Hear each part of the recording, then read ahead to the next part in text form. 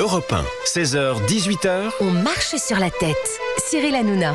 On marche sur la tête sur Europe 1. Vous êtes très nombreux à nous regarder sur europe1.fr, à nous écouter en voiture peut-être. Vous êtes en train de faire un petit trajet là. Alors ça y est, c'est fini les vacances, hein, certainement.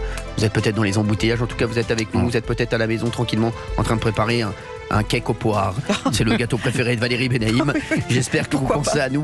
En tout cas, on est très heureux d'être avec vous tous les jours entre 16h et 18h sur Europe 1. Et vous, nous le rendez bien. Il y a Olivier D'Artigol qui est avec nous, bien entendu, comme tous les jours.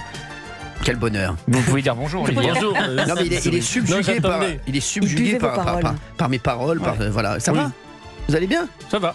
Qu'est-ce qui se passe? Qu'est-ce qui se passe? Vous avez un souci? Ça se passe mal la Je cohabitation. démarre doucement pour terminer fort. Qu'est-ce qui se passe? Ça va, donc tout va bien. Je sais pas, mais on attendais dirait que que vous vous avez- demandiez vous avez- une vous nouvelle avez- recette de cuisine. Vous avez une tête, on dirait que vous avez croisé Rima Hassan. Non, ça va? Mais elle est là.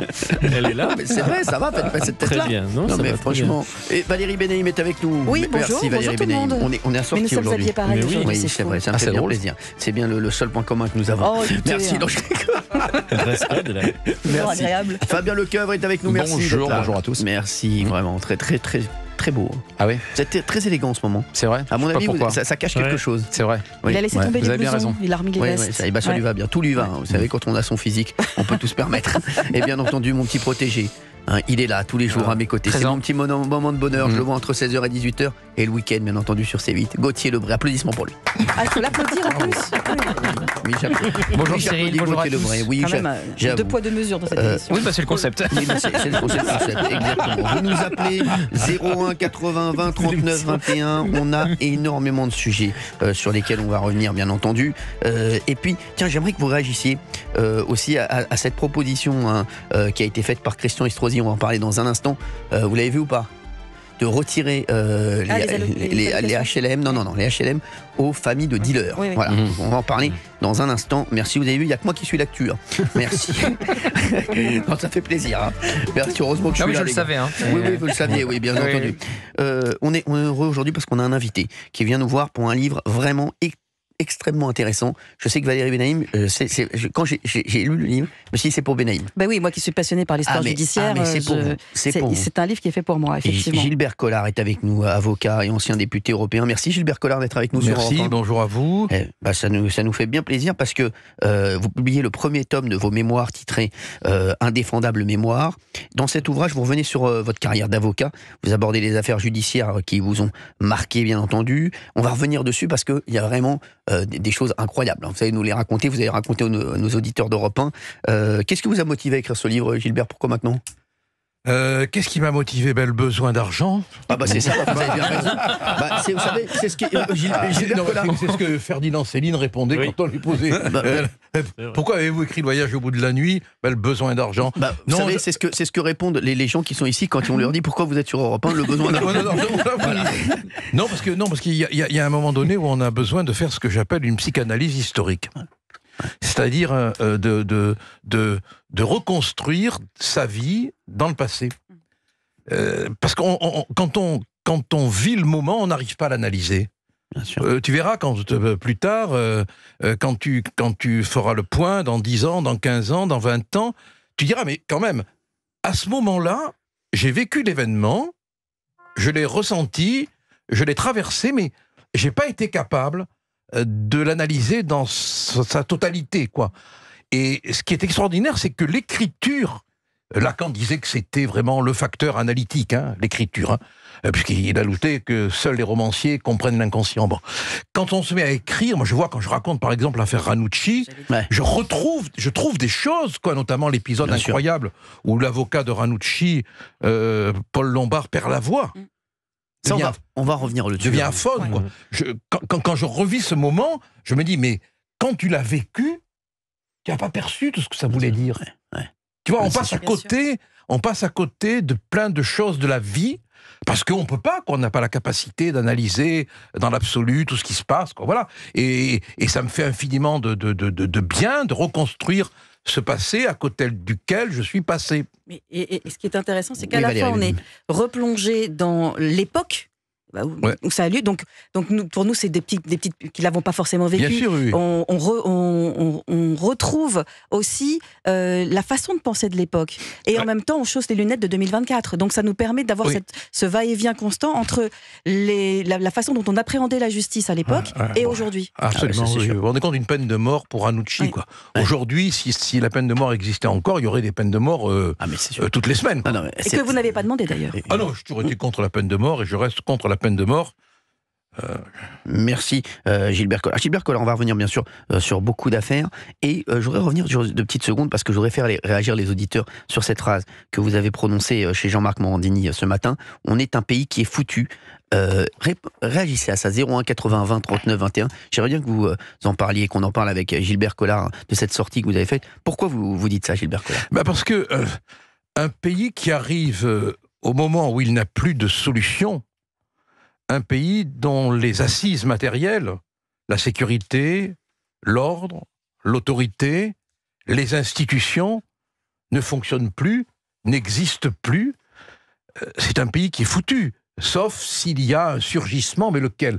Quand on en est à dire on devrait envoyer l'armée dans les banlieues, pourquoi pas au Sarès, quoi, pendant qu'on y est, hein. Bon, ça veut dire que il y a une incapacité absolue du monde politique, et j'en ai fait partie, donc je prends ma part de responsabilité, du monde intellectuel même, du monde des commentateurs, à trouver les solutions, quoi. On est à la fin du fonctionnement de la démocratie, quoi. Alors, j'espère que quelque chose d'autre surgira, mais où sont les intellectuels qui pensent ce renouveau ? Où sont les hommes politiques capables ? Moi, je l'ai dit et je le répète, il faut un ministère du courage, quoi. Voilà, il faut un ministère du courage. Parce que se faire réélire, c'est bien beau. Bon, on est content quand on est élu. Alors moi, quand j'ai été élu, j'étais député. C'est de la merde. Ah ouais, je te jure, mais ça sert à quoi en fait, justement, Gilbert Collard ? Ça sert et à quand quoi ? je l'ai dit, on m'a insulté. Mais non, alors vous savez que il y en a qui le disent de plus en plus. Vous voulez que je vous dise ? On va en parler dans un instant. On m'a insulté quand je l'ai dit. Mais je vais vous dire un truc, Gilbert Collard. Beaucoup de députés avec qui je parle en off me disent ça ne sert à rien. Je vous le dis, mais bien sûr, en on, ils le diront jamais. Ah mais non, mais moi je l'ai dit, moi, à haute voix. Alors justement, on va en parler dans un instant, c'est intéressant ça. Vous nous appelez 01 80 20 39 21, vous nous appelez sur Europe 1 pour poser des questions à Gilbert Collard qui est notre invité, puis pour réagir à cette phrase. Est-ce que vous êtes d'accord avec Gilbert Collard ? On est un pays qui est foutu. À tout de suite sur Europe 1, on revient dans 2 minutes. 16h12 sur Europe 1, si on marche sur la tête, Gilbert Collard est avec nous pour la sortie de son livre Indéfendable mémoire chez Mareuil Éditions. Ranucci, la tuerie d'Auriol, Flactif, l'affaire Flactif, je la connais par cœur. L'affaire Flactif, incroyable. Extraordinaire. Incroyable. Les bébés échangés également. On va en parler dans un instant parce que ça c'est vraiment des affaires qui ont marqué les Français. Ranucci, c'est incroyable. Moi aussi, je connais Marguerite, mais c'est vrai que Flactif, je crois que je l'ai vu. C'est la première fois qu'il y a le meurtrier qui passe à la télévision. Ah oui, mais le meurtrier, il était passé. David Otia, comme on veut. C'est ça. Oui. C'est Pujadas qui l'avait interviewé, je crois. Et c'est sa femme surtout qui parlait. Exactement, c'est ça. Lui, il était derrière. Et ils ont démoli la victime, si tu veux, en essayant de présenter ce pauvre homme, Flactif, comme un escroc, un bandit, un brigand. Et alors, ils s'étaient inspirés d'un autre crime pour commettre leur crime. Hein. C'est quand même... Alors, c'est la première fois, je crois... Non, Patrick Henry l'avait fait déjà. Mais c'est la deuxième fois qu'on voit un assassin se mettre en scène à la télé. Ouais, c'est ça, exactement. C'est extraordinaire. Et je me rappelle très bien de l'extrait. Il y a sa femme, je crois qu'ils sont dans la cuisine. Exactement. Et il y a sa femme qui parle énormément, qui dit oui, mais ils se montraient beaucoup. Voilà, ils avaient des belles voitures, etc. La jalousie, et lui derrière dit oui. Ça, exactement. Oui, c'est pas étonnant qu'on les tuait, c'est pas étonnant qu'ils soient partis. C'est ça. Vous étiez l'avocat de l'un des co-accusés. Moi, je suis l'avocat de l'un des co-accusés, oui. L'un des co-accusés, oui. Mais alors, ce que j'essaye de raconter, mais c'est difficile à faire comprendre, quoi. C'est que la fréquentation avec tous ces assassins nous confronte à l'incompréhension, quoi. Franchement, quand on interroge un assassin, et j'en ai vu, il y a un moment donné où on est au-dessus d'un abîme. Hein. On est au-dessus d'un abîme. Hein. Moi, il m'est arrivé de regarder des tueurs et de me dire, mais quand même, ce type, je parle par exemple de Patrice Allègre, hein, il a tué 25 ou 30 personnes, 30 femmes, bon... Il a l'air absolument banal, quoi. C'est ça. La banalité du crime. La fameuse banalité du mal. C'est ça, incroyable, quoi. Je veux me dire, et il y a que le regard qui dit quelque chose. Il n'y a que le regard. Voilà. Alors, Ça, Gilbert, on va revenir sur plusieurs affaires dans un instant. Juste, je voudrais revenir donc sur cette phrase, on en parlait il y a un instant. Vous avez dit ce matin chez Jean-Marc Morandini, on est un pays qui est foutu. Et c'est vrai que vous êtes assez pessimiste sur le devenir de la France. Il y a beaucoup d'auditeurs qui voudraient réagir là-dessus. Oui. J'aimerais qu'ils réagissent avec vous. Je crois qu'on a Cécile qui est avec nous. Bonjour Cécile. Bonjour Cécile. Bonjour Cécile, bonjour. Ça va Cécile? Oui, Merci, vous nous appelez d'Auvergne, c'est ça? c'est ça. Merci d'être avec nous sur Europe 1. Cécile, vous nous écoutez tous les jours ou jamais? Non, si, je vous écoute régulièrement. Eh ben, merci Cécile, ça me fait bien plaisir. Ça va? Vous êtes arrivé depuis cette année entre 16h et 18h sur Europe 1, vous écoutiez avant? Vous êtes une Non, fan d'Europe 1? j'écoutais pas avant. Ah d'accord, J'écoutais pas avant. vous écoutez Europe 1 quand même? Oui, Même pas. j'écoutais repas. Ah d'accord, très bien. Bah, Non, merci. si. Non, mais Voilà, mais je suis alors, pluraliste. Cécile, Je suis pluraliste, je suis pour la pluralité. Bah, donc vous avez bien j'écoute raison. plusieurs radios. il y a des bonnes choses partout, vous savez. Mais si vous pouvez nous Vous êtes écouter au bon entre 16h et 18h, Vous êtes au bon endroit. je pense Merci Cécile. En tout cas, il y a Gilbert Collard qui est avec nous. Vous voulez réagir à ce qu'a dit Gilbert Collard il y a un instant sur les intellectuels qui ont la solution. Pour vous, ce ne sont pas eux, hein, Cécile? Non, pas que, en tout cas. Si ce n'est pas que, quand on entend parler d'intellectuels qui doivent trouver des solutions, de commentateurs qui doivent trouver des solutions, mais en fait, ces personnes-là vivent dans une sorte de tour d'ivoire, en fait, sont un peu déconnectées de la réalité. Si des solutions devaient avoir été trouvées, ça serait fait. Ça serait fait. Des intellectuels, ça fait des décennies qu'on en a. Des commentateurs, c'est des décennies qu'on en a. Des hommes politiques, c'est pareil. Et je pense qu'il y a un moment où il faudrait peut-être interroger le peuple, parce que nous, on vit tout ça. On vit ça au quotidien.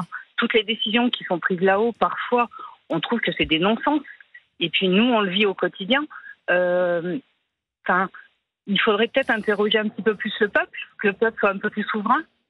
Bah, alors, c'est ce que, vous savez, j'ai l'impression, moi je fais l'émission depuis quelques temps sur Europe 1, j'ai énormément d'auditeurs en ligne, et c'est vrai que je me dis c'est bizarre, on a l'impression que les auditeurs connaissent mieux la France que nos responsables, et que les Français connaissent mieux, mais c'est dingue. Mais c'est normal. Bah oui, mais c'est normal. C'est normal. Oui, mais là, il y a un fossé, je trouve, qui est plus important qu'avant. Je le sens comme ça, hein. Je trouve vraiment que je pense que le fossé, il se fait parce qu'on a l'impression qu'on ne nous écoute plus, c'est ça qu'on n'est plus entendu, que notre avis ne compte pas. On l'a vu par rapport au référendum sur l'immigration. Il y avait quand même énormément de personnes qui souhaitaient avoir un référendum sur l'immigration. Quand on l'a pas eu, quand on parle de la fin de vie, tout le monde est pour la fin de vie, ça n'a pas bougé.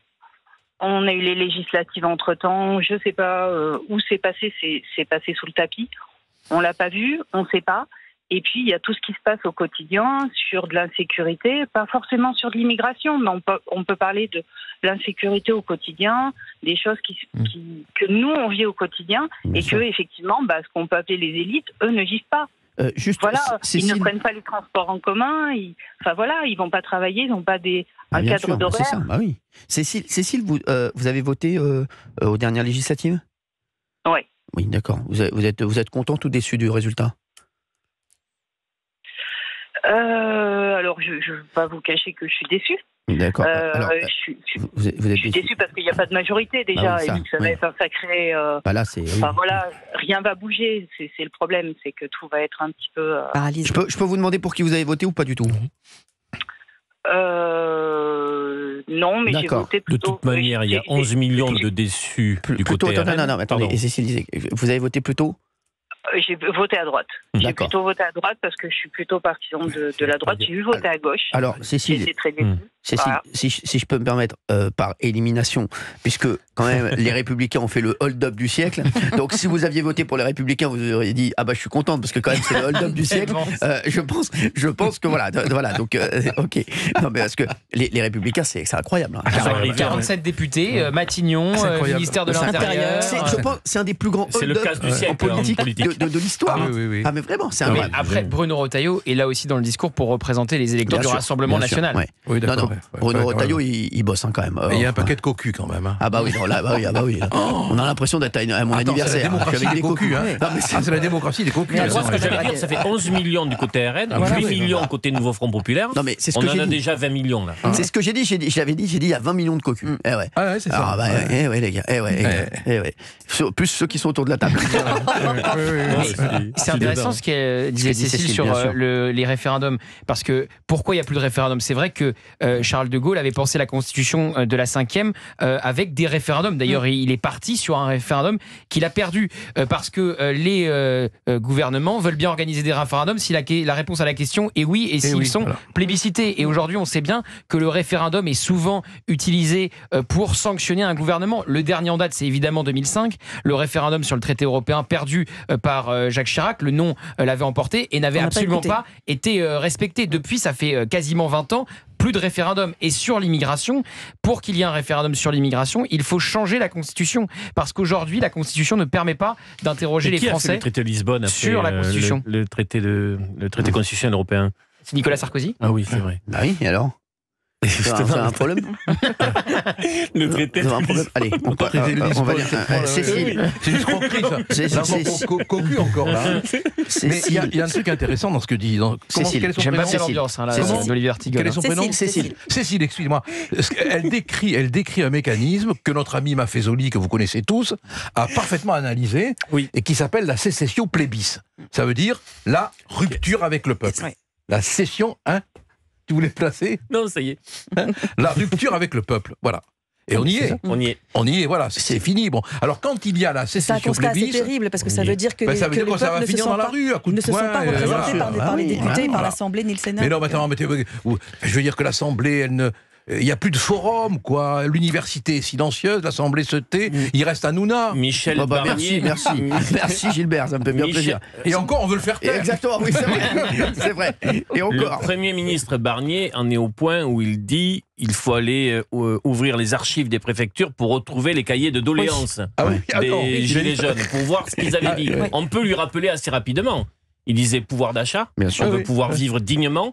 Et référendum d'initiative partagée, être consulté. Il faudrait mettre le paquet sur le pouvoir d'achat et la sécurité pendant un moment. Voilà. Et ne faire que ça pendant 6 mois et essayer de... Reprenez mes idées, n'hésitez pas. Mais ne t'inquiète pas, ils vont venir lui rappeler, à mon avis, dans peu de temps. Gauthier, vous pouvez dire qui a dit ça? Non, tu crois pas? Vous pouvez dire qui avait dit ça? Ah mais bien sûr, le premier en France et de par le monde qui a dit il faut mettre le paquet sur le pouvoir d'achat et la sécurité et on laisse le reste de côté. Le moment d'avoir pendant un moment pour avoir des résultats, c'est Cyril Hanouna et certainement pas Olivier d'Artigol qui est un spécialiste de la reprise et du plagiat.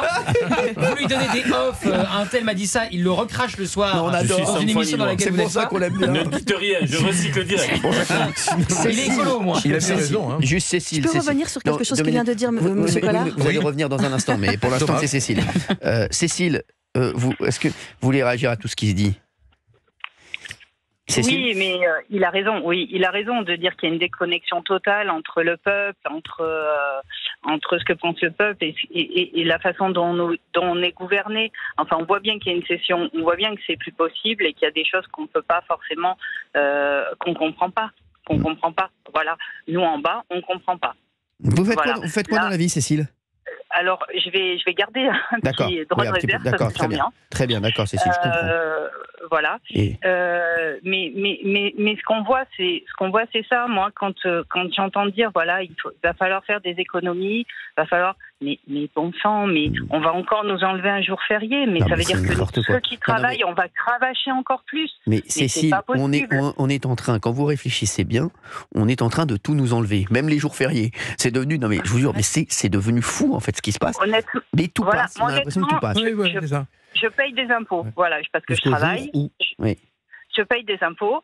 Je paye des taxes comme tout le monde. Je paye des taxes.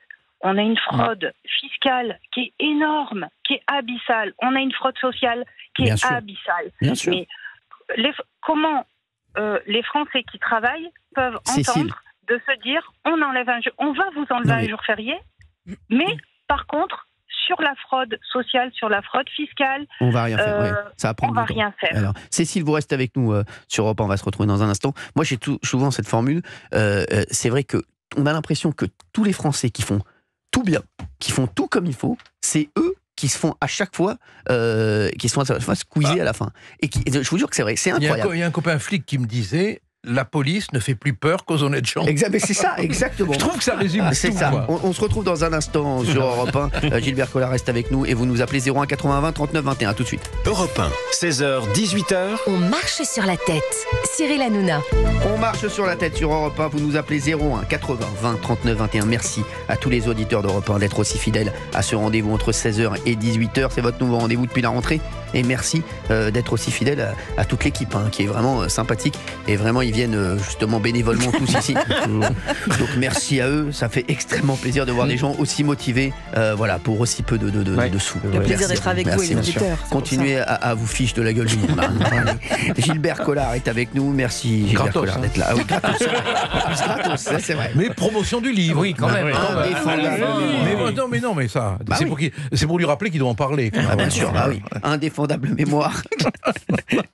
On revient sur un demi-siècle d'une carrière émaillée par des plus grandes affaires judiciaires. Et c'est vrai que quand on relit le livre, on se rend compte, Gilbert Collard, incroyable. L'histoire française. Ah non, mais c'est un truc de fou. Ranucci, la tuerie d'Auriol. La tuerie d'Auriol, l'assassinat du juge Michel.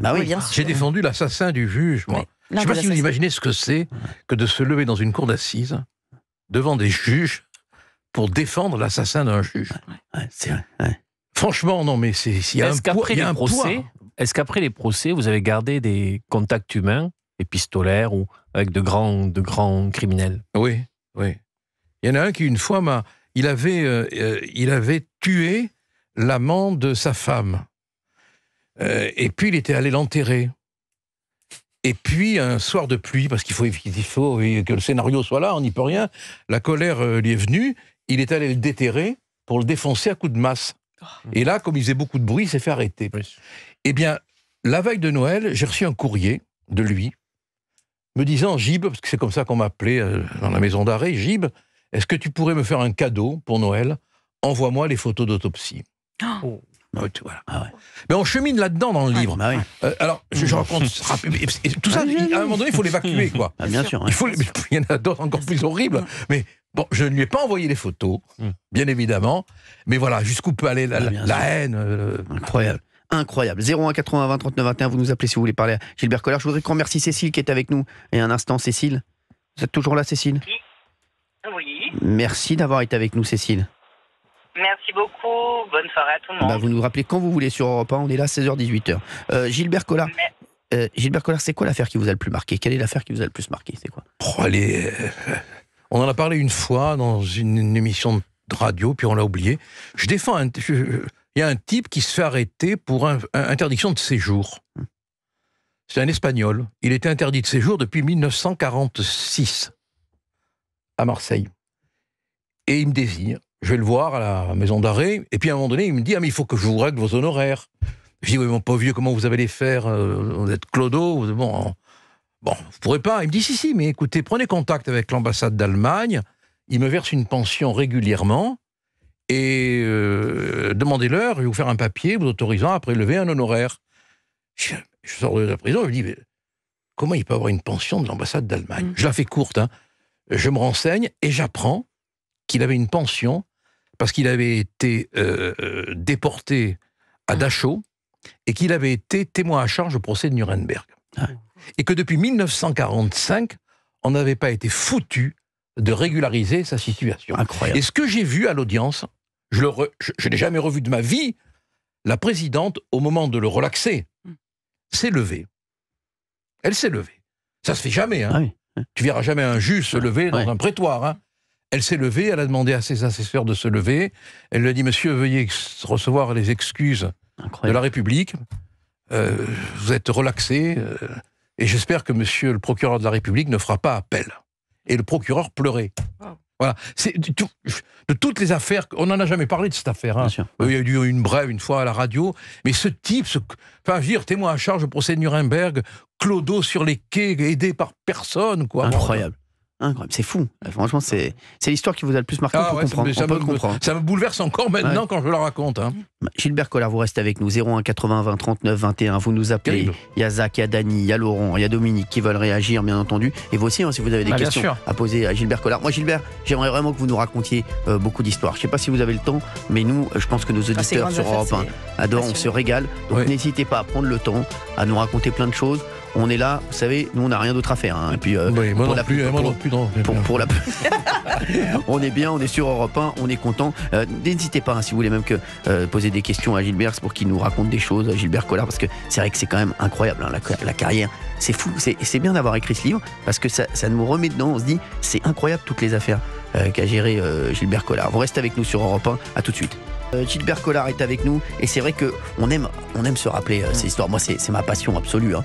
Donc, indéfendable mémoire. On revient sur des affaires comme l'affaire Ranucci, la tuerie d'Oriol. On en parlait il y a un instant. J'aimerais bien qu'on en reparle d'ailleurs dans un instant. On parlait des flactifs, les bébés échangés. Et c'est vrai que voilà, on parlait aussi exactement, c'est vrai, au SARES. Et on parlait des flactifs il y a un instant. C'est vrai que cette histoire était complètement folle, mais toutes les histoires comme ça. Et c'est vrai que Gilbert Collard, grâce à ce livre, vous nous donnez aussi des éléments qu'on n'avait pas, et ça, c'est extrêmement intéressant de le voir par votre prisme. C'est vrai que c'est des histoires, parce qu'avec toutes les émissions aujourd'hui qu'il y a également sur les faits divers et sur les crimes, c'est vrai qu'on a toujours les histoires, on les a tous en tête. Mais là, c'est un autre point de vue, et on apprend des choses en plus. Et donc, c'est vraiment fou d'avoir par votre prisme. Je raconte, c'est pour montrer à quel point on a une vision injuste des hommes et des événements.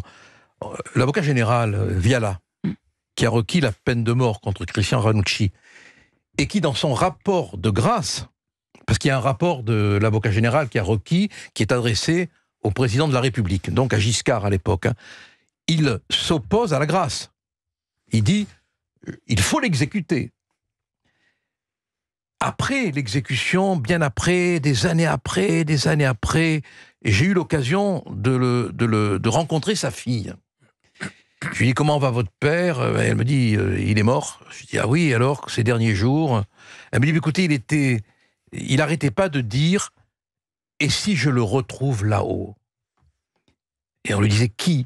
Mais Ranucci, si je le retrouve là-haut. Alors, vous vous rendez compte, cet homme qui a requis la peine de mort, qui l'a assumé, il a quand même porté toute sa vie ce poids de culpabilité. Il faut dire les choses comme elles sont. Hein, au point, au moment de mourir, de partir dans la mort avec l'image de Ranucci, quoi. Incroyable. Ranucci, il faut rappeler on va rappeler aux auditeurs d'Europe 1 quand même l'affaire Ranucci très brièvement, bien entendu. Mais c'est vrai qu'on va quand même la rappeler. On l'a tous certainement. Voilà, il y en a beaucoup qui la connaissent, bien entendu, mais on va la rappeler quand même. Qui veut le faire? Vous voulez que je le fasse ou c'était quoi? C'était c'est l'enlèvement et le meurtre d'une petite fille. Et il a été Maria Dolores. Vous vous occupiez de la famille de la victime. Et il a été condamné à mort et exécuté en juillet 1976. Alors il y avait une affaire de pullover rouge. Alors il y a eu un livre qui s'appelait Le Gilles Perrault, qui a divisé la France d'ailleurs. Voilà. Parce qu'il y avait les partisans de l'innocence de Ranucci et d'autres qui disaient non, on a bel et bien condamné à mort un assassin. Exactement. Oui, moi j'ai rencontré Gilles Perrault, qui est l'auteur remarquable. Exactement. Moi, alors là, vraiment, on ne me fera pas dire du mal de Gilles Perrault. Hein. Même sous la torture, si on appelle au SARES. Hein. Jamais. Hein.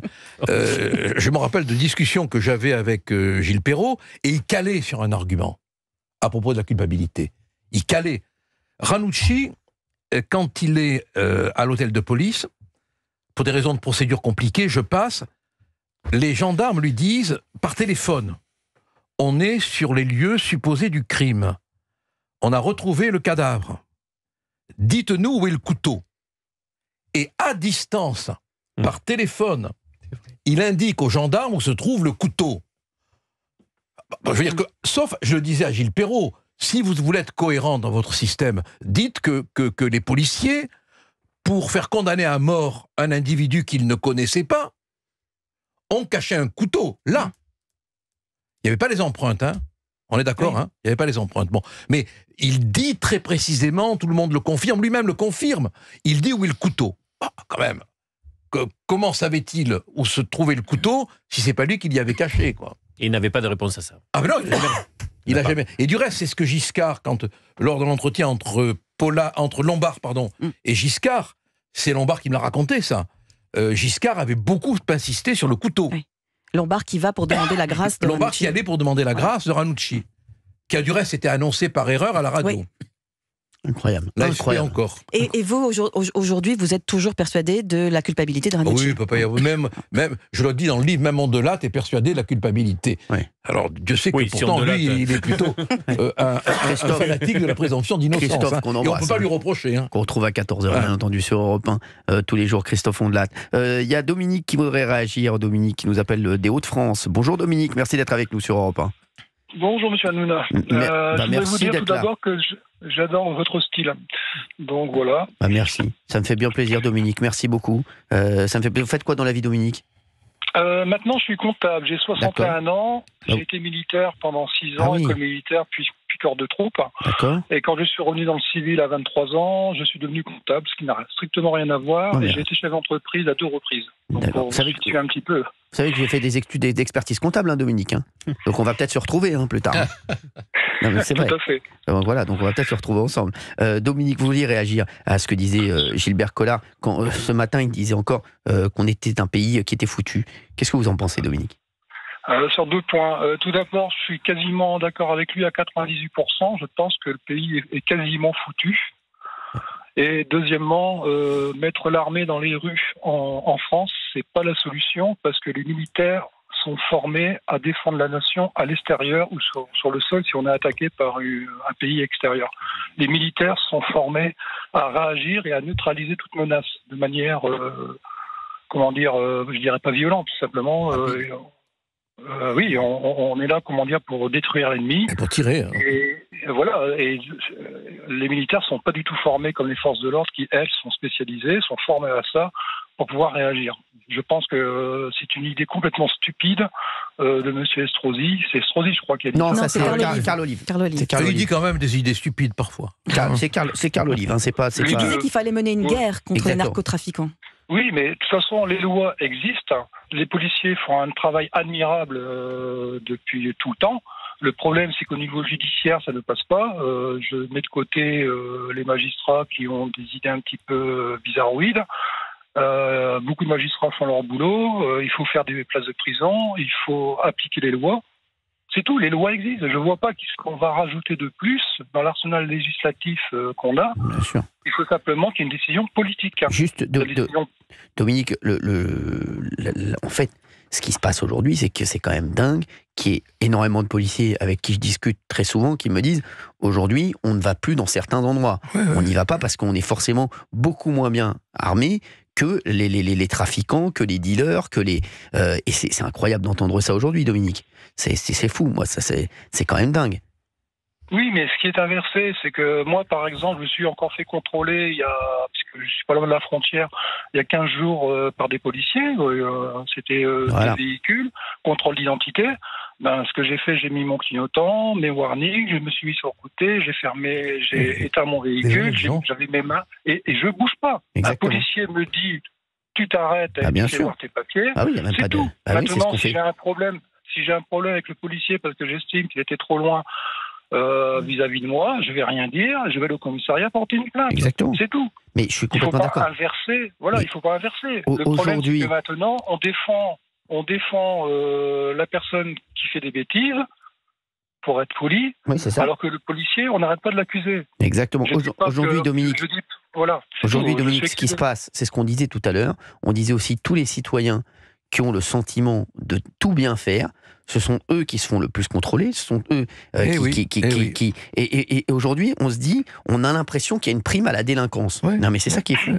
Et c'est comme ça qu'on le ressent. Et j'ai une autre phrase, moi aussi, que je dis souvent. Alors, moi, quand je le dis, bien entendu, on peut aider tout le monde. J'ai vu encore 3 milliards pour l'Ukraine, il n'y a pas de problème, 2 milliards ici. Mais j'ai l'impression qu'en France, le slogan de ce pays, c'est « on va aider tout le monde sauf les Français ». Et c'est incroyable. Je vous dis franchement, je trouve qu'on est... Et aujourd'hui, il y a plein de gens... Moi, quand je vois la situation des agriculteurs, je le dis tous les jours, aujourd'hui, on ne peut pas débloquer un peu d'argent pour les agriculteurs. Ah ben non, il y a l'Ukraine, on ne peut pas aider tout le monde. Ah oui, mais... non, mais quand même, les mecs, vous me regardez tous, excusez-moi, mais je trouve qu'on est tous d'accord, je crois, hein, Gauthier. Et aujourd'hui, je ne sais pas ce qu'en pense Dominique, mais on a l'impression aussi que, moi je vous dis, tous les gens qui font tout bien se disent, moi je travaille de 8h jusqu'à 19h tous les jours, je fais tout bien, eh bien moi aujourd'hui, je peux pas aller au cinéma avec mes enfants le week-end. Alors que des dealers, je les vois dans les magasins de luxe tous les week-ends avec des liasses de billets dans les poches. Donc à un moment, il y a un problème, excusez-moi, un problème dans ce pays. Non mais sur cette phrase, on aide tout le monde sauf les Français. Il faut prendre des exemples concrets. Pour aider l'Ukraine, on a enlevé tous les frais de douane, notamment sur les poulets, qui ne sont pas évidemment produits comme les poulets français. Et donc, le poulet ukrainien s'est déversé sur le marché français, sans frais de douane, pour aider les Ukrainiens.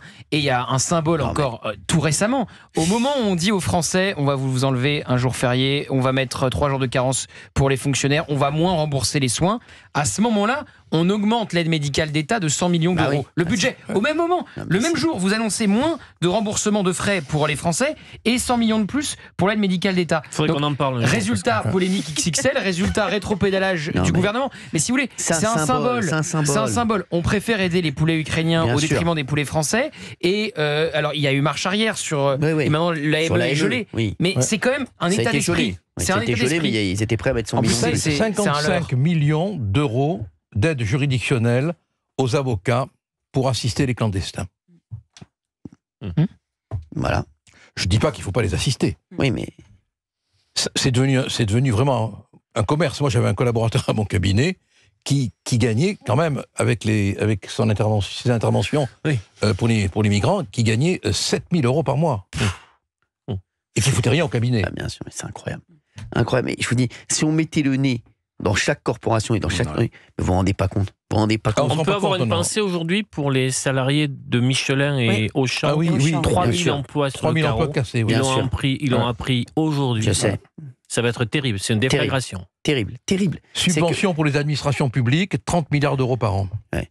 Incroyable. Merci. C'est bien aux associations. Hein. C'est bien de le dire, Olivier d'Artigol. Merci. Subvention d'associations. De mémoire, Michelin, c'est 28 milliards de chiffre d'affaires l'année dernière.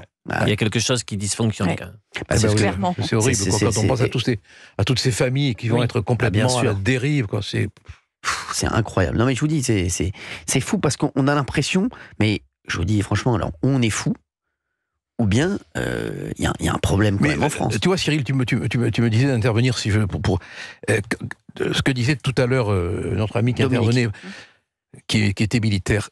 Dans l'affaire d'Oriol, que je raconte, si le policier, l'inspecteur dont je n'ai pas donné le nom, j'ai pris un pseudo parce que je ne veux pas le mettre dans la merde, encore qu'il doit être à la retraite ou peut-être mort, si l'inspecteur divisionnaire n'avait pas enfreint temporairement la loi, je le raconte, à un moment donné, il a le choix entre faire quelque chose qui peut lui coûter une réprimande et avancer, parce qu'on ne retrouvait pas tous les cadavres, ou tenter le coup de faire un truc qui n'est pas permis. Et il tente le coup de faire le truc qui n'est pas permis. Et c'est ce coup-là qui permet d'arrêter tous les coupables. Il faut rappeler la tuerie d'Oriol. On va en parler dans un instant. Tiens, on va en reparler dans un instant. On va la rappeler dans un instant sur Europe 1, bien sûr. Je voudrais qu'on dise au revoir à Dominique. Merci Dominique d'avoir été avec nous sur Europe 1. Je peux rajouter un dernier point. Bien sûr. Pour en revenir au sujet initial, la France est foutue, les militaires. Ce que je ne comprends pas, c'est que on parle toujours de sentiment d'insécurité. Bon, moi, j'ai quand même 61 ans, ça fait 40 ans quand même que je suis dans la vie active. Ce sentiment d'insécurité, c'est pas un sentiment. C'est-à-dire que même moi, pourtant moi, je mesure 1m95, je suis mince, je sais encore me défendre. Le problème, c'est que chaque mois qui passe, chaque année qui passe, chaque dizaine d'années qui passent, je sens que ça va pas. C'est-à-dire que même là, j'ai été moi je suis à côté de Roubaix. J'ai été à Vinavdal pour changer, on s'en fout, c'est une histoire de portable. Eh bien, quand j'ai garé ma voiture dans le parking, je regarde à droite, à gauche, il n'y a pas quelqu'un. On marche sur la tête sur Europe 1, 17h03, 01 80 20 39 21, c'est le numéro pour nous appeler, bien entendu. On vous attend si vous voulez parler, voilà, bien entendu, avec Gilbert Collard. On parlait il y a un instant, il y a beaucoup de gens qui veulent réagir, surtout sur l'armée dans les quartiers, comme hier. Il y a des gens qui veulent réagir aussi à la phrase de Gilbert Collard, qu'il a dit chez Jean-Marc Morandini, en disant que la France est un pays qui est foutu. Gilbert Collard qui vient nous voir pour Indéfendable Mémoire, c'est son livre aux éditions Mareuil. Et j'aimerais qu'on revienne sur plusieurs affaires dans un instant. On revienne sur des affaires la vraiment tuerie d'Auriol, cultes. notamment. Exactement, on va en parler dans un instant. Gilbert Collard, j'aimerais bien que vous nous racontiez tout ça, et c'est vrai que c'est dans votre livre, et on voit vraiment, c'est pour ceux qui sont passionnés comme moi de ce genre d'affaires, c'est vrai que c'est un régal, hein, Valérie. Ah oui, c'est vraiment un régal. Donc merci. Alors, il y a Dominique qui est avec nous il y a un instant. Merci Dominique. Oui. Désolé Dominique, c'était pour... vous êtes tombé pendant le top jeu. Vous vouliez rajouter quelque chose, hein? Oui, c'est le dernier point. C'est simplement que ce sentiment d'insécurité, soi-disant, qui existe, il faudrait que nos politiques qui sont au gouvernement ou qui sont dans les sièges de l'Assemblée arrêtent d'être dans un autre monde et commencent à s'apercevoir que les Français en ont vraiment assez. Moi, par mes amis, vu que je suis né à Roubaix, j'ai beaucoup d'amis de confession musulmane qui en ont marre de tout cet extrémisme de gauche qui existe. Ils voudraient que ça bouge. Exactement. Et le problème, c'est que eux ne peuvent pas bouger parce qu'ils se font menacer. Voilà. Je l'ai vu de mes yeux. Je suis assez d'accord avec vous, Dominique. C'est le dernier point que j'avais à vous dire. Non, mais c'était un point important. C'était un point important, Dominique. Merci d'avoir été avec nous sur Europe 1. Vous nous rappelez quand vous voulez. Nous, on est là, 16h, 18h. Et merci. Merci beaucoup. Merci beaucoup, Dominique. Merci. Gilbert Collard, je voudrais qu'on revienne avec vous sur 2-3 affaires, puisqu'on en parlait il y a un instant. On parlait d'Ossarès il y a un instant. On a parlé de Ranucci, de la tuerie d'Auriol. On n'en a pas du tout parlé. C'est vrai que j'aimerais bien qu'on revienne sur cette affaire, parce que vous nous disiez quelque chose il y a un instant sur cette tuerie d'Auriol. Et j'aimerais bien qu'avant que vous nous fassiez des révélations comme celles que vous faites dans votre livre, qu'on revienne sur cette affaire et qu'on explique à nos auditeurs de quoi elle parle. Oui, rapidement, la tuerie d'Auriol, c'est l'assassinat de 6 personnes dans la nuit du 18 au 19 juillet 1981 à Auriol, donc c'est dans les Bouches-du-Rhône, et c'est dans la bastide familiale de Jacques Massier. Alors qui est Jacques Massier? Jacques Massier, c'était le chef de la section marseillaise du SAC, le service d'action civique, et ça avait évidemment créé un émoi national. Qui était une grosse section. Oui, qui était une grosse section, oui. Service d'action civique, c'est une organisation politique parallèle créée par le général de Gaulle. Une police parallèle. De police parallèle, qui avait à sa tête plusieurs personnalités importantes comme Charles Pasqua, qui, quand Mitterrand est arrivé au pouvoir en 1981, a paniqué complètement. C'est une structure qui s'est affolée, qui a déliré, et dans le Midi, il y a eu une extraordinaire histoire de conflit entre Jacques Massier ou Massier, je sais pas, on n'a jamais su comment on prononçait exactement, et d'autres membres du SAC à propos de documents. Les fameux documents du SAC que j'ai eu entre mes mains. Ah oui. Que j'ai eu entre mes mains. Alors on m'a souvent accusé d'avoir expurgé. Il y a eu beaucoup de fantasmes autour de ces documents, parce qu'on a imaginé qu'il y avait... J'ai trouvé des noms absolument incroyables. Voilà. Moi, j'ai trouvé des noms de magistrats. Bon, ça m'a facilité un peu la vie par la suite, quand même. Je dois reconnaître. Bon. Ah oui, d'accord. Oui. Moyen de pression. C'est ça. Tu veux, quand un procureur général qui la ramène et que tu as vu son nom dans le fichier du SAC, il se calme. Oui, c'est vrai. Il se calme. Bon, c'est sûr. Il se calme. Bon. Et Massier serait mort parce que les dissidents du SAC voulait absolument récupérer le document. Quand même, 6 morts, dont un enfant de 8 ans ou 9 ans, tué à coups de barre de fer. Avec une scène avec beaucoup d'hémoglobine. La scène est absolument effroyable. Et puis alors, comme toujours, il y a tous les éléments dont le scénariste a besoin, quoi. Le vent dans la nuit, un vent d'une violence inouïe, une maison habité par le patriarche du Mandarum, celui qui plus tard montera une secte. On te retrouve à l'intérieur de la maison. J'ai même vu sous un lit des prières kabbalistiques. Bon, donc j'ai dit au juge, mais comment vous avez fouillé cette putain de baraque? Regardez, sous le lit, là, il y a une prière kabbalistique. C'est moi qui, en me penchant, l'ai trouvé. Mais merde, on l'avait pas vu. Bon, donc il y a le lieu, il y a le vent, il y a une nuit absolue, toi. Et ce crime inimaginable, quoi. Les 6 personnes tuées les unes après les autres, qui descendent de l'escalier. À la tête, il y a un homme qui s'appelle Maria. Alors, je vais pas vous le dire parce que c'est dans le livre, mais et que j'ai envie quand même qu'on le lise. Bien sûr, bah oui. Maria, il se présente comme un héros des rizières, un ancien légionnaire, un parachutiste, tu vois, un type qui a fait la guerre. Et puis on va apprendre à l'audience qu'il a été réformé. Ah ouais, c'est énorme ça. Ça, c'est incroyable. Et alors, je vais vous dire pourquoi. Parce que dans le livre, j'en dis d'autres. À l'audience, on apprend qu'il a été réformé pour pied plat. Dans le type que tout le monde prenait pour un ancien de la DGSE. Incroyable. C'est un mec qui a été réformé, bon. Et c'est lui qui a dirigé la tuerie. Alors, on voyage à l'intérieur de cette histoire, dans la mythomanie. C'est pour ça que je dis à un moment donné, pour moi, vraiment, après tout ce parcours avec le crime, faites gaffe aux mythomanes. Hein. Faites gaffe aux mythomanes. C'est vraiment le mythomane, même le petit mythomane. Hein. Faites gaffe parce qu'il y a souvent chez le mythomane le chemin du crime. Ça, moi, chaque fois que j'ai vu un grand criminel, il y avait chez les grands criminels, j'ai retrouvé 2 éléments, Tartuffe et le mythomane. L'hypocrite et le menteur. Et le concentré des deux? Le concentré des deux, ça te donne Landru. Vous en avez trouvé en politique, non aussi? Ça te donne, hein? Vous en avez trouvé en politique aussi? Oui, j'en ai trouvé en politique.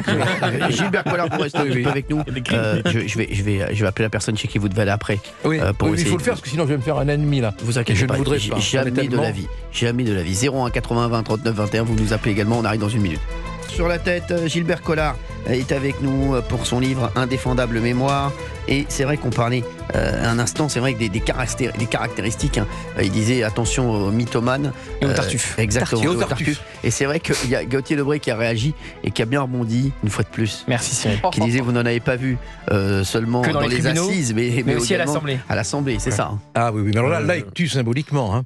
Oui. Et une question justement, Gilbert Collard, parce que vous avez dit député, ça sert à rien, vous avez été député français, député européen, vous dites ça sert à rien. Vous regrettez de vous être engagé en politique? Ah oui. Ah oui. Oh là là, c'est intéressant ça. Attendez, c'est la pire connerie de ma vie. Ah oui. Oh là là. C'est intéressant. Mais moi alors là, honnêtement, hein, avec Marine Le Pen et avec Éric Zemmour.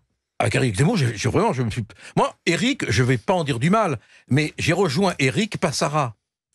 Ça s'arrête Nafo. Voilà, point barre. Voilà. Ça s'arrête Nafo, oui. Voilà, je m'arrête là. Hein, et Marine Le Pen? Marine Le Pen, non, j'ai pas été déçu de mon parcours à l'intérieur du Rassemblement. Enfin, moi, j'ai jamais adhéré au RN, hein, sinon à la fin, très tardivement, quand c'est devenu le Rassemblement. J'ai jamais adhéré au Front. J'ai adhéré au RN, mais très tardivement, hein, très tardivement. Bon, mais c'est l'action politique qui m'a désespéré. Moi, je suis arrivé au Parlement comme un bleu. Je croyais que j'allais retrouver les fantômes de Jaurès, de Gambetta, tu vois, de Clémenceau. Bon, je me suis dit, oh, c'est là le temple de la démocratie, tu vois. Bon. Donc, pire connerie de votre vie. La pire connerie de ma vie. Ne faites pas de politique. Et encore, vous n'étiez pas sur la bordélisation d'aujourd'hui.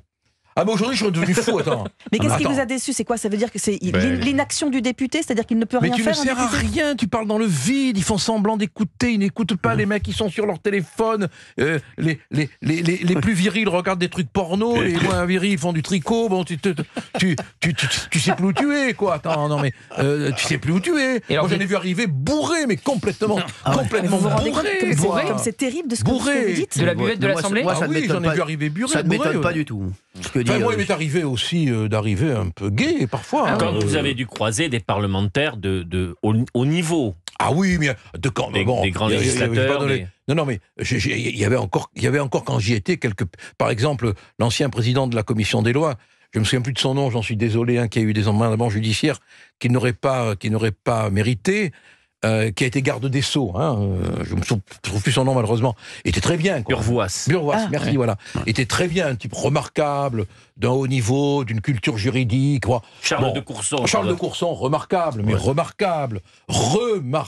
Un jour, je suis allé au restaurant de l'Assemblée avec un moine en bure, revêtu de sa tenue de moine. Ah oui. Je me suis dit, là, mon vieux, tu vas faire de l'effet. Bon, effectivement, c'était sous le règne de Hollande, hein, on avait une assemblée de gauche. Hein. Quand je suis rentré dans le restaurant avec mon moine, j'ai senti que tous les députés socialistes m'exorcisaient. C'était bon. Le seul qui est venu nous saluer, c'est de Courson, hein, qui a eu la noblesse de venir. Sinon, tous les autres, tu vois, se tenaient à distance, comme si j'avais été avec un lépreux qui n'aurait pas rencontré le Christ. Quoi. Bon, c'était... Non, mais vraiment, il faudra... Du reste, je pense qu'il y aura un tome 3... sur la politique. Où je vais raconter tout ça. Ah oui. Parce que vous parlez de l'alcool, mais on a aussi parlé de la drogue avec ce député. Ça, je l'ai pas vécu, ça. Ça, vous l'avez pas vécu? Ça, honnêtement, non, je l'ai pas vécu. Je l'ai pas vécu, mais ce que j'ai vécu, moi, c'est un délabrement intellectuel, quoi, voilà. Après, vous aviez quand même le contact à la circonscription, aux citoyens. Ah, mais ça, j'adorais, mais en tant qu'avocat, tu penses bien que je l'avais. Oui. Ça, je l'ai toujours connu, moi. Mais c'est terrible ce que vous dites, parce que ça me fait penser à quelque chose que vous avez dit précédemment, dans l'absence de représentativité du peuple par justement ceux qu'on élit pour nous représenter. Et vous dites, je sais où ça va finir, mal. Mal, oui. Mal, mais ça veut dire à quel point mal? Ça veut dire, vous imaginez une insurrection, quelque chose de aussi radical? Écoutez, tous les grands historiens emploient un terme pour qualifier la Révolution française, de droite ou de gauche, hein, ils arrivent à se retrouver là-dessus, ils parlent du ressentiment. Le ressentiment. Aujourd'hui, où que l'on aille, on perçoit ce ressentiment. Ouais. On est d'accord ou pas là-dessus? Oui, on est d'accord. Voilà. Oui. Bon, c'est pas un hasard si tout le monde dit il y a du ressentiment partout, mais partout. Alors il y a le ressentiment de gauche, il y a le ressentiment de droite, d'extrême gauche, d'extrême droite. Bon, mais ce ressentiment, il faut bien qu'il se traduise à un moment donné dans une réalité explosive. Il peut pas être contenu. C'est humainement pas possible. Un cocktail de frustration, de blessures, le fait de ne pas se sentir considéré. Voilà. Ça, c'est terrible. Oui, Gauthier Lebret. Et est-ce que vous sentez, parce qu'aujourd'hui, l'élite ne veut plus aller en politique, parce que vous dites que c'est un enfer, parce que vous êtes épié, vous devez tout déclarer, vous pouvez être brisé par Mediapart du jour au lendemain. Et puis les banques, attends, tu reçois un chèque de 1000 euros du ministère de la Justice, par exemple, hein, qui te paye... les députés sont pas assez payés? Non, c'est pas ça, contrôler. Attends, pourquoi avez-vous reçu un chèque de 1000 euros Pourquoi avez-vous fait un chèque de 500 euros alors qu'il y a marqué plombier dessus, Jean Dupont, plomberie, tu vois. Pourquoi vous... Attends, tu es contrôlé en permanence. On pourrait s'en féliciter aussi. Attendez, mais les escrocs, franchement...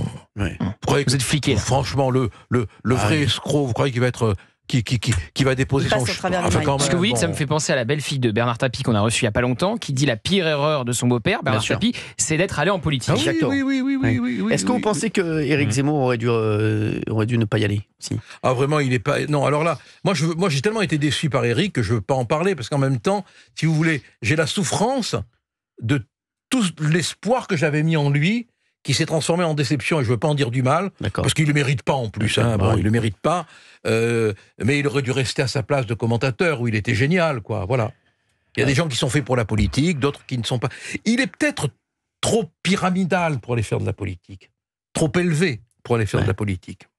Ah, vous trouvez que il est quoi, c'est... Mais comment un essayiste de ce niveau-là, qui était vraiment sur l'analyse du monde politique, ses us et coutumes, a pu y aller comme il y est allé en pensant que ça allait se passer différemment. Voilà. Ouais, mais il a été entraîné. Hein. Il a été entraîné là-dedans, bien sûr. Un moment, je vais vous dire comment ça se passe, vous savez. Hein. Mais je vais le raconter dans mon livre. Un moment, c'est très simple. Hein. On parle beaucoup de toi, ces idées sont reprises tous les jours. À un moment, on lui dit attends, il y a peut-être une dynamique autour de toi. Les gens. Il y en a eu une, hein. Bien sûr. Moi, je l'ai suivi, la campagne. Il y en a eu une, octobre. Il avait tous les médias derrière lui. La folle envolée sondagère. Il passe quand même des plateaux de télévision au second tour de l'élection présidentielle. Dans les sondages au début. C'est quand même complètement fou. Pour ça, et après, il y a eu des erreurs de stratégie. Après, il n'écoute personne. Attends. Je ne sais pas si vous l'avez fréquenté, mais c'est très difficile de lui faire entendre un avis. Hein. Il écoute une personne, voilà. C'est donc très difficile, après, d'essayer de lui... J'en ai connu d'autres comme ça, hein. Il n'est pas le seul. Hein. Mais moi, je trouve dommage, finalement, il avait un tel rôle à jouer en dehors de la politique. Bon, mais il a cru comme moi, attention. Hein. Il a cru comme moi que c'était un chemin royal. Hein. Oui, puisque vous avez quand même quitté Marine Le Pen pour Éric Zemmour. Oui, absolument. Oui. Le pire en politique, comme dans d'autres activités, c'est quand vous ne vous entourez que de personnes qui vont vous dire au millimètre près ce que vous voulez entendre. Voilà, que personne ne peut vous dire, ce qui est le cas aujourd'hui autour d'Emmanuel Macron, là, non, ça ne va pas. Voilà. Tu déconnes. Ou réévalue la situation. Quand vous vous entourez de personnes qui sont véritablement que des courtisans, c'est moi, mes collaborateurs avaient une prime à la critique. Ah oui? Ah oui. Ah, c'est pas mal ça, Cyril. Non, Cyril, non mais vraiment. Non mais Gilbert, je veux bien les Cyril, écouter, mais leur donner une prime, ça non. Ah si, il faut une prime. Une petite prime. Une petite. Voilà, une toute petite. Gilbert, avant de vous libérer, parce que vous allez chez mon ami Jordan Deluxe. Vous en avez, vous, Cyril, des personnes autour de vous qui vous disent là non? Qui me disent non. Okay. Oui, bah oui, bien sûr. Oui, vous avez des personnes qui vous disent non. Très souvent m'appellent. Attends, si on te critique pas, tu es foutu. Ah bah bien sûr. Gauthier Lebray me critique. Ah bon, oui, bien sûr. À quelle heure ? C'est pas le plus sévère. C'est un des plus sévères. Si. Dany est avec nous. Dany de Marseille. Dany, il nous reste 3 minutes avec Gilbert parce qu'on doit le libérer, Gilbert Collard. Il doit aller faire l'émission de mon ami Jordan Deluxe que j'embrasse. Dany, bonjour Dany. Bonjour Cyril, bonjour à votre équipe et bonjour maître. Alors justement, Dany, on vous connaît bien, Dany. Vous nous avez appelé la semaine dernière. Vous êtes la conductrice de bus de Marseille, qui avait. Oui, et maître Collard était mon avocat. Exactement. Ah oui. Vous voyez de qui on parle, Gilbert ? Oui, très bien, la pauvre qui a été payée, Dany, qui a reçu 1 euro par. Vous êtes gentil, maître. C'était 10 centimes. 10 centimes, voilà, oui. Pardon, excusez-moi. Voilà. Non, mais ça, je m'en souviens. Vous voyez, le temps a passé. Je l'ai pas oublié. Hein. C'est incroyable cette histoire. J'ai tellement été humilié pour vous que je ne l'ai pas oublié. Dany, c'est vrai que votre histoire est folle. Mais vous savez, maître, vous disiez que la France est foutue. Moi, je pense que ça fait bien longtemps qu'elle est foutue. Parce que ça fait déjà presque 20 ans. Et rien n'a changé. Au niveau de l'excuse de minorité, il y avait 8 agresseurs, 2 de moins de 18 ans et 6 de moins de 16 ans. L'excuse de minorité a été retenue, alors que je ne sais pas si vous vous rappelez, ils avaient prémédité le geste, ils avaient fait un plan de bus et ils distribuaient le rôle.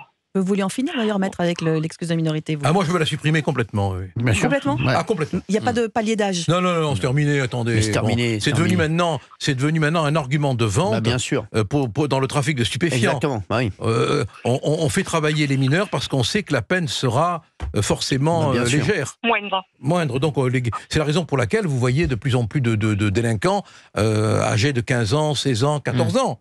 Parce qu'on les recrute. Ils font les choufs. On les recrute sur la base de l'âge. Bien sûr, bah oui. Mais moi, vous savez, j'ai été l'avocat du fils, du père du petit Bourga qui a été tué à Marseille d'un coup de couteau. Et on a appelé le médecin des environs en lui disant, il y a un gosse qui est en train de mourir, venez vite. C'est le père qui est arrivé sur son fils mourant. Et quand on a plaidé l'affaire, l'assassin a été condamné à 4 ans de prison. Vous vous rendez compte ? Et les policiers de l'escorte m'ont raconté que lorsqu'ils redescendaient l'assassin au geôle, il se marrait. Ah, bien sûr. Alors que devant le président, il avait pleuré en disant qu'il regrettait. Il avait pleuré. Et les policiers sont venus me voir et m'ont dit, mais maître, on est écœurés. Ah oui. Écœurés. Vous vous rendez compte ? Quelle horreur. Pendant qu'on le descendait au geôle, se foutant de notre gueule, il se marrait. Alors, l'affaire Bourga, oui. Je ne sais pas à quand ça remonte, ça doit faire 15 ans, 20 ans à peu près. Bon. Donc, vous avez raison, hein. C'est pas d'aujourd'hui, hein. Mais tant qu'on ne renoncera pas au droit des mineurs tel qu'il est, et tant qu'on ne modifiera pas la structure de la protection de la jeunesse, on n'en sortira pas. Mais maître, je regrette que vous regrettiez votre passage en politique, parce que j'estime que des hommes comme vous, ayant été au contact, peuvent apporter, parce que quand Macron a instauré la société civile et que ces soi-disant députés sont arrivés, ils sont analphabètes, ils n'ont aucune culture, ils n'ont aucune prestance. Moi, quand je les regarde à l'Assemblée, je dirais pas qu'ils sont en jogging, mais presque. Oui. Donc c'est pas ça que j'attends de mon pays. Oui. Et donc évidemment, comme ils attisent la haine, ils ne s'occupent pas des problèmes principaux. Oui. Alors vous me contredirez pas, je pense, mais j'ai toujours entendu dire que l'homme ou la femme le plus puissant de France était le juge d'instruction. Je ne comprends pas pourquoi il n'y a pas de poursuite sur leurs allégations et leurs dires. Merci. Vous avez raison. Merci Dany d'avoir été avec nous. Je vous embrasse. Hein. On vous embrasse fort, Dany. Merci. Vous nous rappelez quand vous voulez. Merci Dany. Bon, hein. Merci Dany. Indéfendable mémoire, c'est le livre de Gilbert Collard. J'aimerais qu'on dise. T'as encore des centimes, on l'a donné. 10 centimes. Merci Gilbert Collard d'avoir été avec nous. Merci à vous de m'avoir invité. Ça a été un plaisir de partager ce moment avec vous. On est mieux ici qu'à l'Assemblée. Merci. Voyons pas. Merci. Et pourtant, vous savez, il y a des communistes ici aussi. Mais mon meilleur pote à l'Assemblée, c'était un communiste. Voilà, voyez ou pas. C'est qui ? Je vais pas le balancer. Merci, merci Gilbert Collard. Merci d'avoir été avec nous. On se retrouve dans un instant, bien entendu, sur Europe 1. Et vous nous appelez 01 80 20 39 21 tout de suite.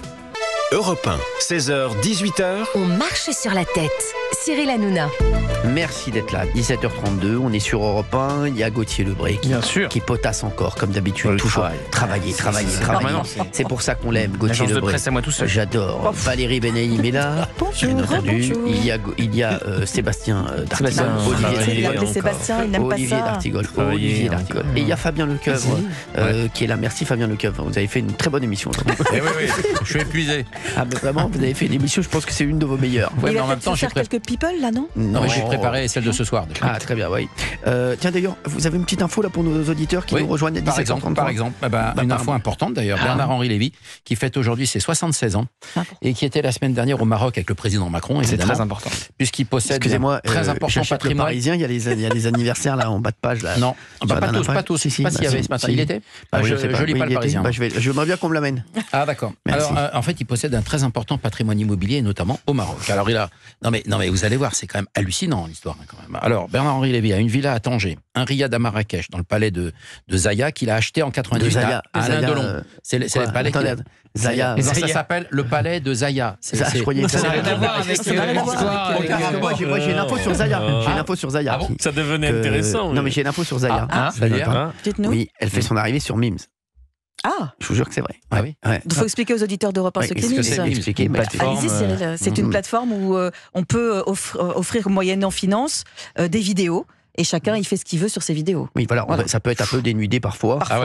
Parfois, bien entendu, c'est rare, mais c'est souvent. Voilà. Et donc, comment avez-vous eu cette information? J'ai eu cette information. Je bosse, je suis aussi journaliste. Il y a de l'investigation, oui. J'ai des infos. Je vous la redonnerai demain. Quoi? Alors, vous ne voulez pas la donner ce soir? Si vous voulez. Donc, le palais de Zaya qu'il a acheté en 88 à Alain Delon. Ah oui. Souvenir. Ben oui. Alors, un autre appartement encore à Marrakech de 350 mètres carrés, dont il était locataire à partir de 94, mais qu'il a racheté ce bien, un des plus beaux endroits de la ville, évidemment. Il a encore un autre appartement à Paris, rue du Cirque, évidemment. Là où vit maintenant notre ami Ariel Dombal, bien sûr. Très bien.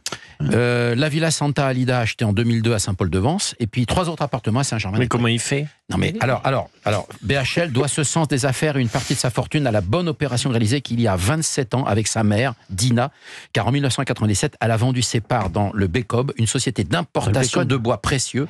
Ça s'appelait le Bécob, la société de bois précieux fondée par son défunt mari. C'est le papa en fait. C'est son grand industriel précieux. C'était pas comment il a fait pour les acquérir, mais pour en profiter. Comment on fait quand on a autant de biens pour en profiter? Comment on s'organise? On va demander à Cyril. Cyril, comment on fait? Aucune idée. Non, mais ça n'a rien à voir. C'est pas son style. C'est pas son style. Ne mettez pas dans cette sauce. Non, mais écoutez, rien à voir. Olivier, c'est une vraie question. Mais arrêtez de dire des bêtises. Comment on fait? Mais à mon avis, non, mais il doit louer, etc. C'est sûr. C'est sûr. Mais surtout, il n'est pas résident, j'imagine, bien français, évidemment. Il faut aller habiter à Marrakech ou je ne sais où. Je ne sais pas, non, ça plus de 185 jours. Non, il est résident français. Bien sûr. En tout cas, Olivier a besoin d'avoir des conseils au cas où les propriétés se multiplieraient. Cyril, parce que la semaine chez moi. Comment on fait? Comment on fait quoi? Comment on fait? Moi, je vois, j'ai un lieu de résidence à Pau et un lieu de résidence à Paris. Et alors, oui. C'est pas l'étranger, Pau. Alors. Mais si j'en avais ailleurs, je sais pas comment j'en profite puisque je fais que Pau et Paris. Comment on fait quand on a autant de lieux de résidence pour y résider? N'achetez pas ailleurs si vous faites que Pau et Paris. Vous les mettez en location et puis voilà. Qu'est-ce qu'il veut? Non, mais qu'est-ce qu'il veut ce mec-là? Non, mais il est fou ce mec. Comment on fait? Qu'est-ce que vous voulez chez moi? Non, il pose des questions, il a envie de savoir. Comment on s'organise? Mais Gauthier. Bon, bah très bien. Moi, j'ai qu'un appart. Nolwenn Leroy, qu'on a vu hier au Puce à Paris. Alors, breaking news. Il a des informateurs. Non mais attendez, là, non, mais vous nous direz pourquoi tout à l'heure. D'accord. Et Kim Kardashian, tiens. Absolument. Mais alors, les infos. Kim Kardashian, très amie avec la fille aînée de Donald Trump, évidemment, Ivanka, elle s'appelle. Selon les médias anglais et américains, l'amitié entre Kim Kardashian et Ivanka Trump durerait depuis plus de 10 ans. Les deux femmes se seraient rencontrées en mai 2014 et leur amitié se serait ensuite renforcée en 2018. Elle est voisine avec David Guetta. Ah, probablement. C'est pas vrai. Ah oui, ça c'est génial. Ivanka ou... Ça c'est une info, ça. Et c'est Ivanka qui aurait facilité la rencontre entre son père, alors président des États-Unis, bien sûr, et la star de la télé-réalité. Ouais. Ça, c'est intéressant. Donc, on sait pour qui elle va voter, j'imagine, en ce moment. Ah, mais non, ça veut rien dire. Ça veut rien dire. On peut être ami avec des gens. Je devais la rencontrer, moi, d'ailleurs. Ah. Ivanka. Non, mais c'est vrai. À quelle occasion? Très jolie fille. Non, mais elle est mariée. Oui, bien sûr, bien sûr. Oui, non, mais à quelle occasion Parce qu'on voulait me la présenter. Ah bon? Parce que, non, je vous jure que c'est vrai. Elle et son mari voulaient me la présenter. Pour faire du business? Pas du tout, comme non, ça. Comme ça? Vous voulez que je la rencontre, comme ça. Mais vous parlez anglais couramment, vous savez? Yes, I am. Yes. Ouais, allez, on va se retrouver dans un instant sur Europe 1. J'ai un problème de chaise. 01 80 20 39 21. Il y a beaucoup d'auditeurs qui veulent réagir.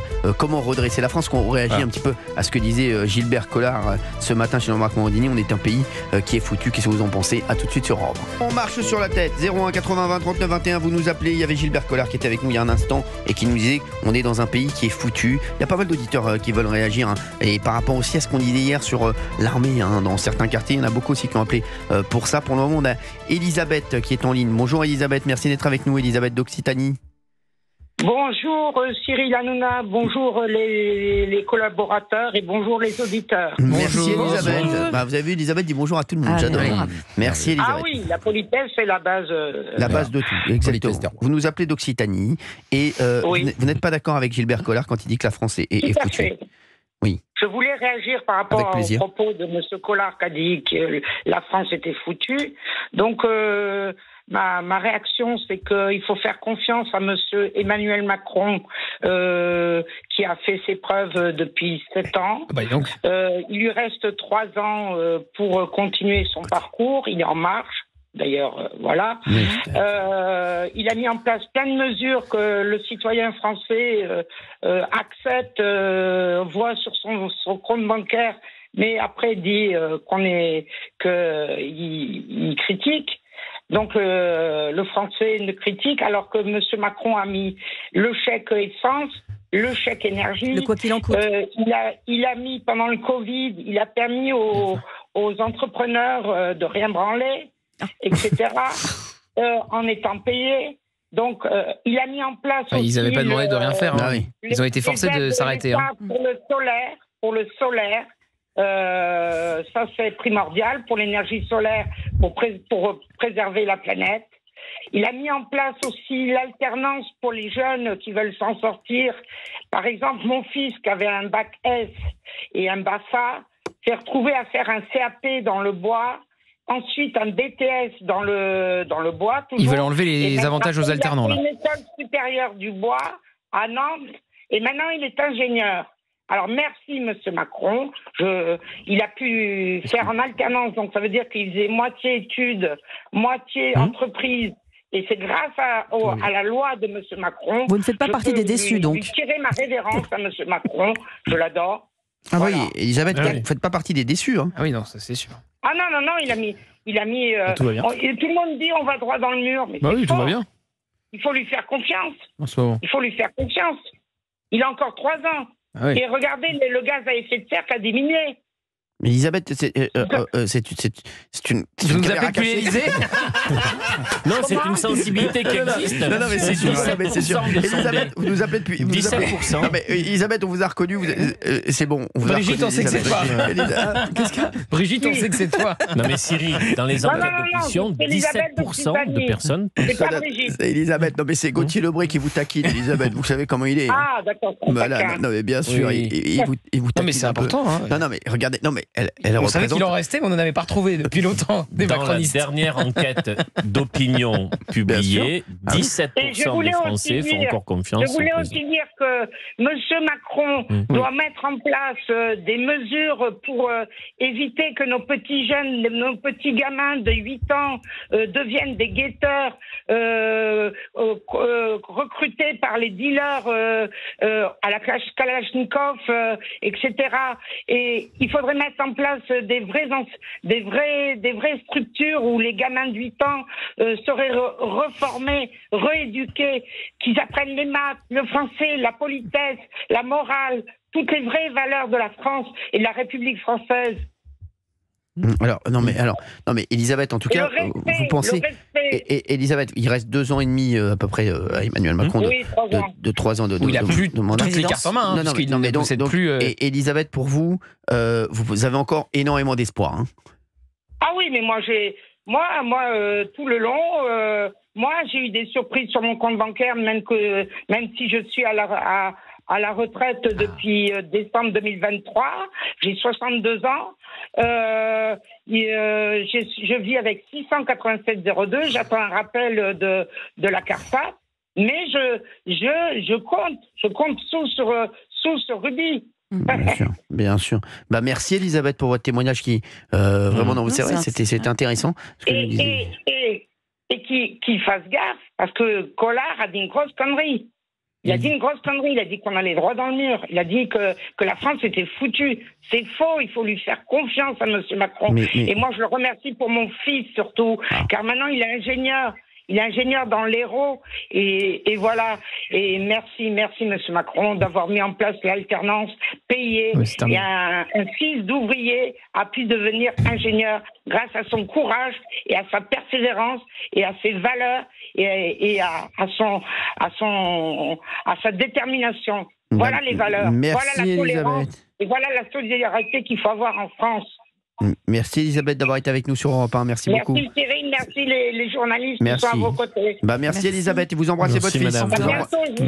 Vous embrassez votre fils Elisabeth. Comment il s'appelle? Ah ouais, mon fils Pierre. Et on l'embrasse Pierre. Bravo à lui. Et bravo à lui en tout cas. Merci à vous. Merci Elisabeth. Merci, c'est un amour Elisabeth. Franchement c'est un amour. Non mais c'est beau l'histoire de son fils. Absolument. C'est vrai, l'alternance, moi j'en ai moi-même profité dans le journalisme. L'alternance c'est un système très fructueux. Mais là, l'ambiance à l'Assemblée nationale et ce que veut faire le gouvernement, c'est de retirer des avantages aux entreprises qui embauchent les alternants. Donc on va voir quand le budget sera définitivement adopté si les avantages pour embaucher des alternants tombent pour les entreprises. De 6 000 à 4 500 euros, ça passe. Bien sûr. Il y a Zach qui est avec nous. Bonjour Zach. Oh là là, bonjour. Oh là là, Zach. Oh là là, Zach qui est avec nous, qui nous appelle de Marseille. Merci Zachounet. Eh ben, enchanté Cyril. Enchanté. Et toute la bande. Merci. Bonjour. Merci, oui, elle est sympa cette bande. Zach, vous vouliez réagir vous sur l'armée dans les quartiers, hein, c'est ça, parce que vous habitez dans les quartiers nord de Marseille. Monsieur Retailleau, il va venir chez nous avec le ministre de la Justice. Vendredi. Oh là là. Ouais, vendredi. Ouais. Eh ben, ça va faire comme le Place-Net, style Darmanin, quoi. Style, ils vont venir, ils vont partir. Ça. Écoutez, moi, je vais vous dire un truc. L'armée, ça sert à rien à Marseille. Ah bon? Pourquoi L'armée, ça sert à rien à Marseille. Pourquoi Zach? Moi, je vais vous dire, il faudrait vraiment... l'armée ne sert à rien, parce qu'il faudrait vraiment créer une armée spécifique de narcotrafiquants. Une armée spécifique, comme au style de là-bas dans la Colombie, tout ça, une DEA, quoi. Une sorte de DEA, ou un truc comme ça. Ici, ce qu'il faut ici, à Marseille, sérieux, qu'il faut légaliser, dépénaliser, et après les gros bonnets, ils viennent, et après ils s'occupent de la grande drogue, ça veut dire la MDA, la cocaïne, l'héroïne, tout ce que vous voulez.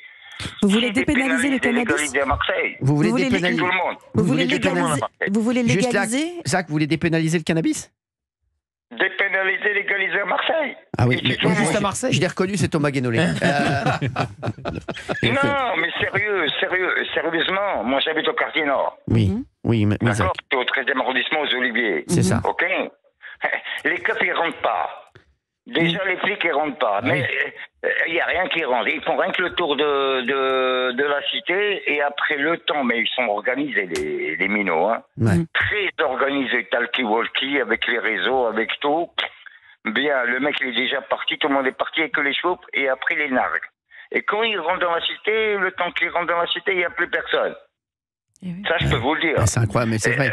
C'est vrai, Zach, on le sait, c'est vrai. La BAC, elle rentre pas à 4. La BAC, elle rentre pas déjà. Oui, c'est vrai. Déjà, elle rentre pas. Non. Moi, je peux vous le dire, monsieur Hanouna. Ah non, mais c'est vrai. Elle rentre pas à 4. Je suis d'accord avec vous. Mais c'est un problème. Oui. Maintenant, il y a encore deux clans. Il y a les Yoda et la DZ Mafia. Ils sont encore là. Bien sûr. Alors, ils sont pas désactivés, hein. Et ça veut dire que pour vous, la solution, j'essaie de comprendre ce que vous nous dites, ça veut dire que la solution pour vous, c'est de dépénaliser et de légaliser le cannabis, et ensuite, vous dites, le reste, on s'en occupe avec l'armée, c'est ça? Enfin, avec une autre... Non, pas avec l'armée. Avec qui, alors? Je veux dire, la brigade, je veux dire, où ils prennent une brigade, ou bien la police et tout ça, ils s'occupent de la drogue, la grosse drogue, quoi, comme on dit. Vous faites un distinguo, vous, d'accord. Pour moi... Monsieur, c'est votre avis, oui. Pour moi, Marseille, ça ne changera pas. Parce qu'il y a Marseille, il y a Avignon, il y a Toulon, il y a tout ce que vous voulez, c'est les alentours, c'est eux qui dirigent. La Castellane, tout ce que vous voulez. Donc, où vous allez, où vous voulez, il y a un petit morceau de suite qui arrive. Vous allez au Flamand, vous allez aux Iris, vous allez en bas des Iris, la Paternelle, bon, ils l'ont dissous. La Cèdre, ils l'ont dissous. Ok, parce que c'était la DZ Mafia, ils l'ont dissous. Et qu'est-ce qui... Yoda, ils sont aux Oliviers. La Castellane, c'est la DZ Mafia. Bien sûr, oui, très bien. Donc vous dites que voilà, il n'y a rien. National. Vous dites qu'il n'y a plus rien à faire, donc il faut baisser les bras et on légalise. En fin de compte, pour moi, il faut une brigade. Déjà, il faut former. Si M. Retailleau veut faire les durs, mieux que Darmanin, parce que dès que les plans qu'il a fait, là, plan net, là, je sais pas quoi, là, place net, ça a servi à rien à Marseille. Parce que ils sont là toujours. Ils sont venus. Moi, j'habite à côté. Moi, je suis un fumeur, monsieur Hanouna, et je dément pas. Je suis un fumeur de cannabis depuis l'âge de 13 ans. Je suis né au Maroc. Et en même temps, si vous voulez vraiment que M. Retailleau ait des galons, vraiment, eh ben qu'il aille s'occuper déjà au Maroc, déjà de, comme on dit, des trous de table vers les douaniers, d'accord, qui fassent le ménage là-bas, d'accord, avec les GoFast, parce que les trous de table, il y en a plein, et les voitures y passent. Est-ce que vous comprenez ceux qui disent que, notamment les gens qui se droguent, les fumeurs, etc., eh bien, ils participent en fait en ayant, je prends les termes de M. Retailleau, du sang sur les mains. Que vous racontez, nous, c'est que de la polémique. La fumette, elle est née à l'époque où il y avait les, comment on appelle ça, on fumait de la bœuf à l'époque où il y avait aux années 80 et tout ça. Mais ce que veut dire Valérie, c'est que vous financez le trafic de drogue. C'est Gauthier. 76. C'est comment on les appelait, les hippies. Oui, mais ce que veut dire Valérie, c'est qu'en fumant et donc en achetant votre drogue, vous financez le trafic de drogue et donc un morceau de la Kalachnikov qui sert ensuite dans les règlements de compte. Eh bien justement, si l'État veut ramasser des millions d'euros, qui légalise et dépénalise ça ne marche pas. Dans les tabacs, le délinquant trouvera autre chose. Le THC, qui diminue le THC, il n'y a pas de problème. Et après, qui s'occupe de la drogue dure. Le délinquant trouvera autre chose pour frauder et pour ne pas respecter la loi. Ouais. Et pourquoi les autres pays européens ça marche pas. Ça marche pas aux Pays-Bas. Ça marche pas. Et pire, la consommation explose. Pourquoi les autres pays européens, ils ont légalisé le cannabis? J'ai pas compris, moi. Faites-moi la liste des pays européens qui ont légalisé. Les Pays-Bas, c'est l'Allemagne. Ouais, ça va être rapide, la liste. Oui, ça. Oui. Moi, je comprends pas, mais bon. Moi, c'est une solution comme ça, mais l'armée et tout ça. C'est une solution pour pouvoir aller acheter votre drogue tranquillement. Les Kalachnikov, ils vont sortir des cités. Non, mais bon. Vous amenez l'armée, vous avez. À un moment, il faut faire quelque chose. À un moment, il faut faire quelque chose, Zach. Les Kalachnikov et les grenades. À un moment, il faut faire quelque chose, Zach, sinon on baisse les bras. Et la drogue est très dangereuse pour la santé, visiblement. Mais c'est pas question. Le cannabis, c'est thérapeutique. Merci Zach, merci d'avoir été avec nous sur Europe 1. Monsieur Cyril Hanouna, merci, ça me fait plaisir de vous avoir. Sérieux, je vous regarde toujours sur CV. Merci beaucoup, Zach. Mais sérieusement, monsieur Cyril, avec tout le respect que je vous dois, faites appel pour l'ARCOM. Merci beaucoup, vous êtes un amour. Merci Zach, je vous embrasse fort. Merci Zach d'avoir été avec nous sur Europe 1. Merci à tous les auditeurs d'avoir été avec nous. Merci à Gilbert Collard d'avoir été notre invité également. Et merci à vous tous d'être venus payer grassement pour assister à cette émission. Merci à tous. Tout de suite, Laurence Ferrari sur CNews Europe 1.